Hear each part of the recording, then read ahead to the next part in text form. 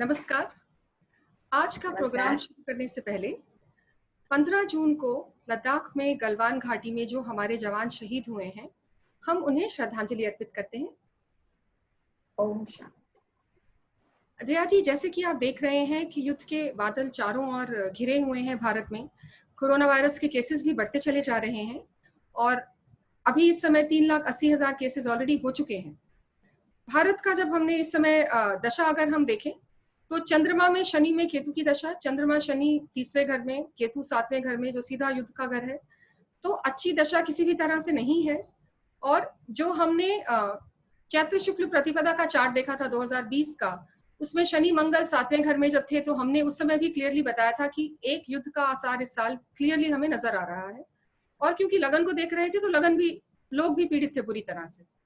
अब इस सिचुएशन में जब हमारा एक 21 जून को सूर्य ग्रहण आ रहा है तो वो किस तरह की और विपदाएं लेके भारत पे आ रहा है, इसके बारे में कुछ बताइए। धन्यवाद मानिका जी। आज 21 जून 2020 को संडे के दिन पे सूर्य ग्रहण हो रहा है, सोलर इक्लिप्स।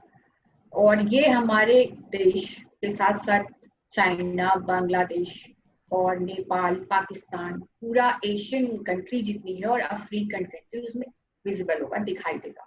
ये काफी लंबा है, 9:16 पर सुबह सुबह शुरू हो रहा है और ये जाकर के 3:04 पर खत्म हो रहा है। तो ये मान के चले कि ये अभी तक का इस सदी का सबसे बड़ा सूर्य ग्रहण है।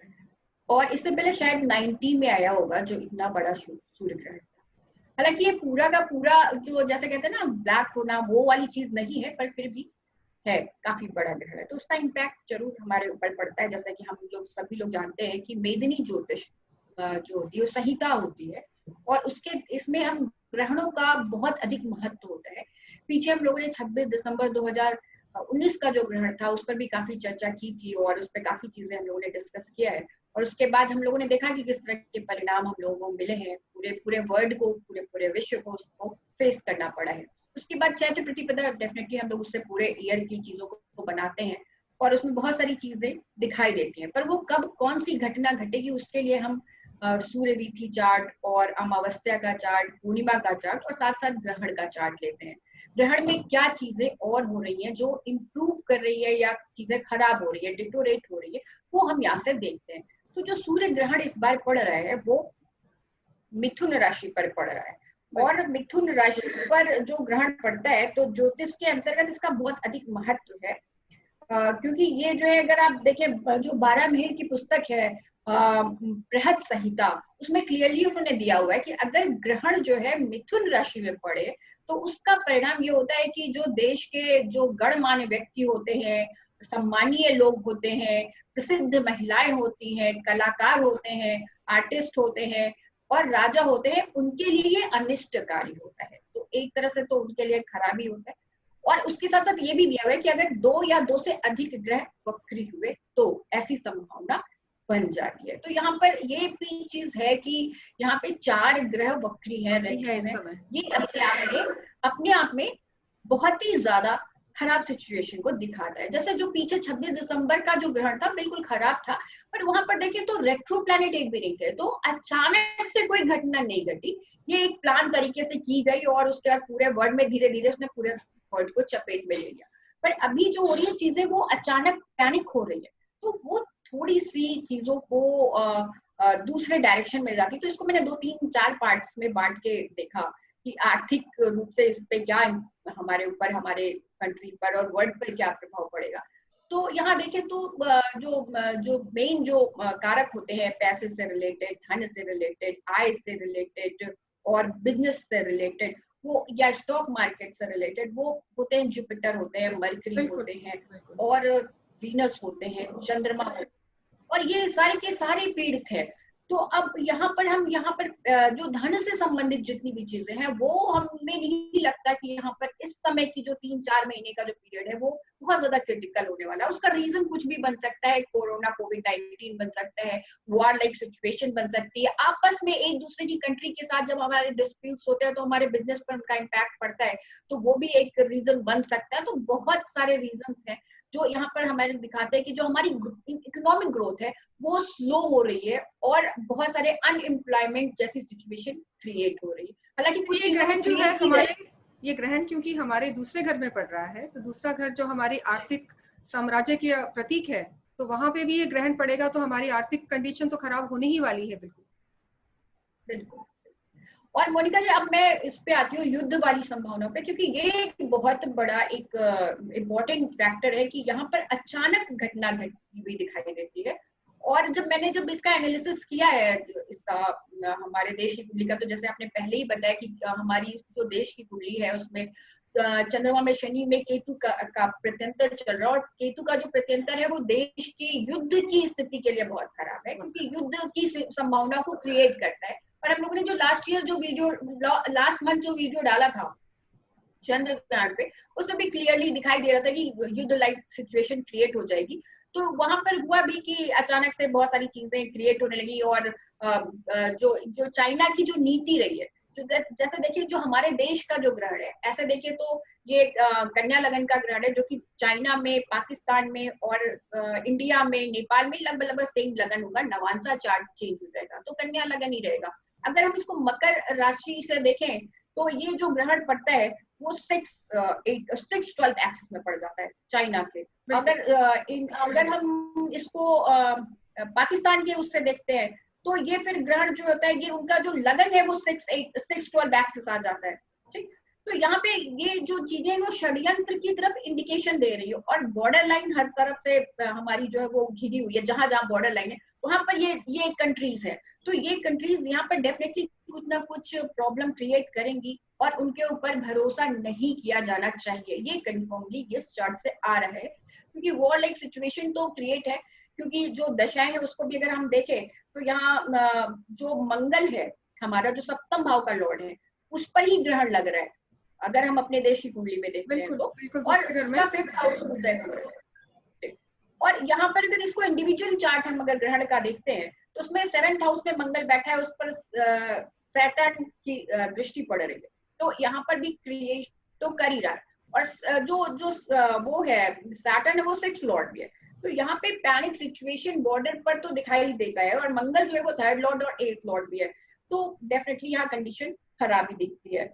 अब और इसके अलावा अगर देखा जाए तो यूएसए में भी ये चीजें हैं। यूएस का भी चार्ट मैंने देखा तो वहां पर जो ये जो ग्रहण है सिंह राशि से अगर देखते हैं तो वो 11th और उनका 5th हाउस जो वो पर प्रभाव पड़ता है उसका। पर वहां पर मकर लगन उदय हो रहा है वहां पर, तो मकर लगन फिर वो 6-12 एक्सिस आ जाता है। तो जैसे लगता है कि वहां पर भी जैसे उनकी डिमांड है कि वॉर हो जाएगी तो सिचुएशन ठीक हो जाएगी। तो शायद ऐसी सिचुएशन क्रिएट हो रही है इस 2-3 महीने में कि ये जो साउथ चाइना सी है उस पर भी वॉर लाइक सिचुएशन क्रिएट हो सकती है। हमारे जो लद्दाख की जो सीमाएं है और पाकिस्तान की सीमा, उस पर अघोषित युद्ध तो चल ही रहा है। लेकिन ये संभावना हो सकती है कि आगे जाकर के ये युद्ध में चेंज हो जाए। क्योंकि अगर हम इकोनॉमिकली भी अगर हम कोई चीज टाइट करेंगे तो चाइना पैनिक हो रहा है और वो जो उसकी नीतियां है वो कपटपूर्ण शुरू से रही है। और जो योग बन रहा है, जो ग्रहण का योग भी बन रहा है मोनिका जी, वो भी कपट और छल का ही योग बन रहा है। हमारे जो शास्त्रों के अनुसार जो भी बनता है 6-12 एक्सिस अगर ग्रहण में आता है तो चाइना बिल्कुल छल कपट करेगा, उस पर भरोसा नहीं किया जा सकता। और शायद हमारे देश के प्रधानमंत्री और हमारे बाकी लोग जो इसके जो उत्तरदायित्व वाले पर्सन है वो लोग इस पर ध्यान रखेंगे और उसको उस पर ध्यान रख रहे होंगे, उस पर आगे काम चल रहा होगा। तो इस पे हमें ध्यान रखना है।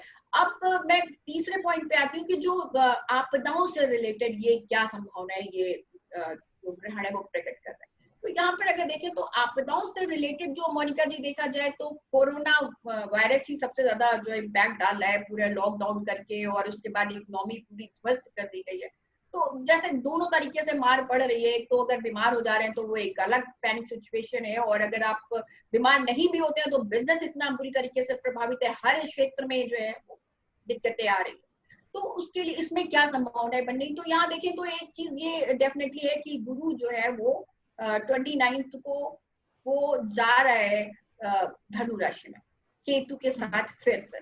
बिल्कुल तो यहाँ पर एक बार, और वो अभी भी रेट्रो है, तो यहाँ पर ये क्रिएट कर रहा है कि कंफर्मली यहाँ पर जो कोविड-19 कोरोना का प्रकोप है वो वर्ल्ड वाइड बढ़ रहा है, अभी ये कम नहीं हो नहीं हो रहा रहा है। है, बिल्कुल। तो हाँ, तो ये हमारे जैसे कम्युनिटी लेवल पर अभी नहीं बढ़ा फैला है, लेकिन ये फैलने की संभावना पूरी पूरी यहाँ पर मेंटेन है। बिल्कुल। तो सभी तो लोगों से एक्चुअली जो आप कह रहे हैं, जून और जुलाई जो है, ये 2 महीने हैं जो हमें बहुत ध्यान रखना है। 2 महीने और बहुत ज़्यादा कोरोना भारत में बढ़ने वाला है।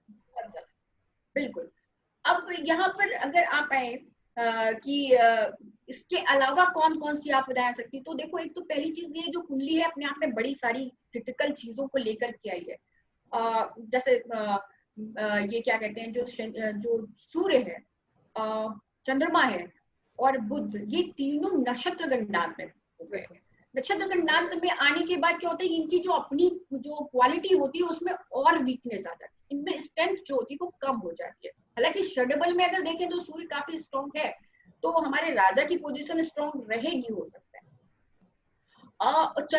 और इसके साथ ही साथ गुरु को देखें तो 29 डिग्री 58 मिनट का है, तो वो भी राशि गणनांक में है। तो 4 प्लैनेट यहाँ पर गणनांक की स्थिति में है, और जिनमें बुध जो है, प्रोटेक्शन। बुध हमारे 5वें घर में, तो हमारे लोगों का प्रतीक हो गया, हमारे स्टॉक मार्केट का प्रतीक हो गया।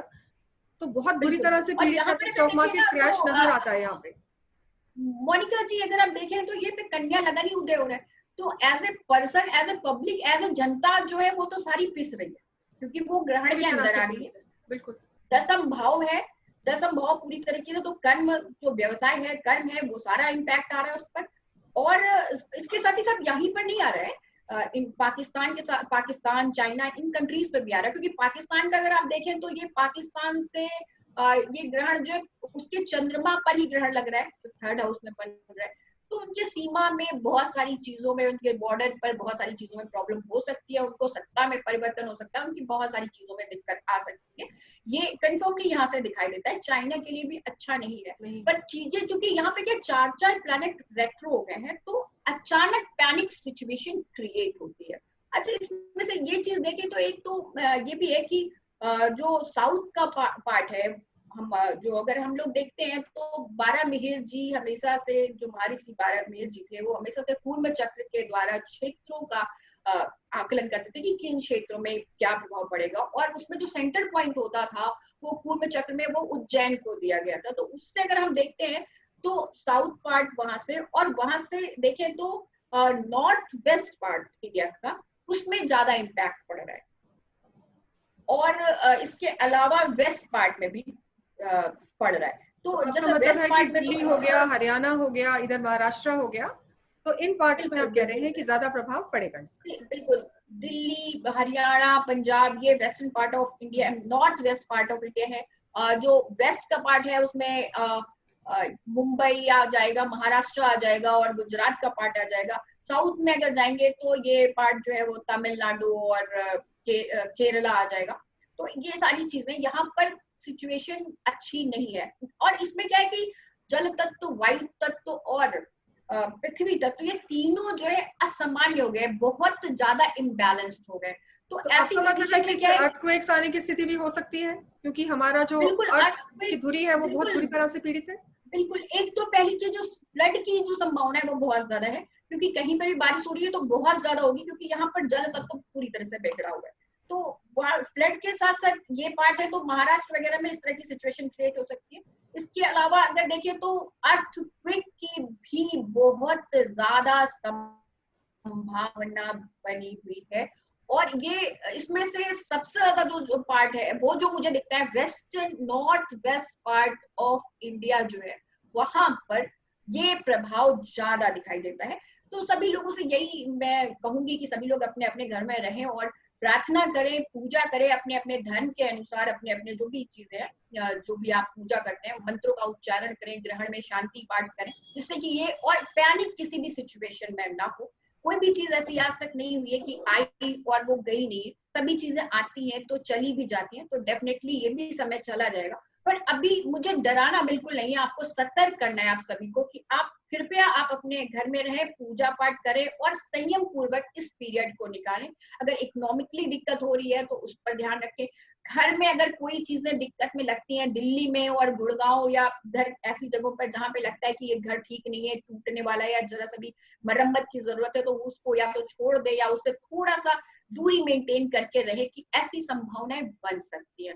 और तो आपका कहना है जया जी कि घर में रहना चाहिए, अर्थक्वेक्स वगैरह हो सकते हैं, स्टॉक मार्केट में मंदी आ सकती है, आर्थिक हमारी परिस्थिति बिगड़ सकती है, कोरोना के केसेस बढ़ते रहेंगे और युद्ध की संभावना जो है वो भी ऊपर हमारे क्लियरली है। इसके अलावा कुछ अच्छी चीज आपको लग रहा है कि इस ग्रहण से कुछ अच्छी चीज भी होने वाली है? हाँ बिल्कुल मोनिका जी, मैंने बहुत सारी चीजें सर्च की तो उसमें से एक चीज बड़ी अच्छी निकल के आई है कि ये जो ग्रहण है वो मृगशीर्ष नक्षत्र में हो रहा है। और जैसा कि नाम से ही लगता है कि मृग का शीर्ष होता है, तो मृग का शीर्ष मतलब जो इसका हमारे यहाँ जो भी जितनी भी चीजें ज्योतिष में हमारे हिंदुस्तान में स्पेशली हमारे भारत देश में जो हमारे पुराने ग्रंथ है उसमें जो भी चीजें या कोई भी नाम होता है तो उसके पीछे बहुत सारी साइंटिफिक चीजें छिपी हुई होती है, तो उन्हें हमें खोजना होता है। तो यहाँ पे देखें तो उसका सीधे सीधे से मतलब होता है जंगल में जाना, खोजना, घूमना, ये सब इसका सीधे सीधे अर्थ होता है। और जो मृगशीर्ष नक्षत्र होता है उसके जो देवता माने जाते हैं वो चंद्रदेव, सोमदेव माने जाते हैं, या फिर अमर अमृत माना जाता है उनके देवता होते हैं। तो यहाँ पे जो ग्रहण है वो इस पे हो रहा है, तो ये एक जरूर मुझे लगता है, और इसमें राहु, चंद्रमा और सूर्य तीनों ग्रह हैं, तो ये जरूर मुझे लगता है कि यहाँ पर कुछ ना कुछ पॉजिटिव चीजें निकल करके आएंगी। जैसे अभी ब्रिटेन की एक यूनिवर्सिटी है, ऑक्सफोर्ड यूनिवर्सिटी, उसने दावा किया है कि उन्होंने दवा कोई बना ली है, और जिसपे WHO ने भी उसको ट्रायल बेस पर पास कर दिया, सराहा है और उसको आगे बढ़ाने के लिए प्रमोट किया है। तो आगे शायद वो एक अच्छा कारगर उपाय के रूप में सामने आ सकता है। और इसके अलावा वैक्सीन से रिलेटेड भी कुछ हमें अच्छी न्यूज मिल सकती है। पर लेकिन वो अगर आपको जैसे भी कोई न्यूज पॉजिटिव मिले तो प्लीज आप लोग पैनिक ना हो, क्योंकि अभी भी सिचुएशन खराब ही है जब तक सितंबर नहीं जा रहा है। तो और जब तक आपके पास दवाएं आपके पास नहीं आ जाती, वैक्सीन जब तक आपको सिक्योर नहीं करती, आप बिल्कुल संयम का पालन करें, सोशल डिस्टेंसिंग का पालन करें, और एक प्रॉपर दूरी के साथ अपने घर पे रह करके पूजा पाठ करते हुए इस पीरियड को निकालें। पैनिक बिल्कुल ना हो, और किसी भी सिचुएशन में, किसी भी परिस्थिति में अगर आपको कभी भी लगता है कि कुछ ज्यादा दिक्कत है तो आप एस्ट्रोलॉजिस्ट को से सलाह ले सकते हैं, उनसे बात कर सकते हैं, या जिससे भी आपको ठीक लगता है उनसे बात करें। पर कोई भी अनावश्यक कदम ना उठाए जो आपके लिए हानिकारक हो, और डेफिनेटली आगे जाकर के अच्छा हो जाएगा। जया जी बहुत बहुत धन्यवाद, आपने बहुत ही अच्छे से विश्लेषण कर दिया कि क्या क्या चीजें हैं और क्या परिणाम हमारे सामने आएंगे। तो बहुत बहुत धन्यवाद। नमस्कार। नमस्कार। जय भारत। जय भारत।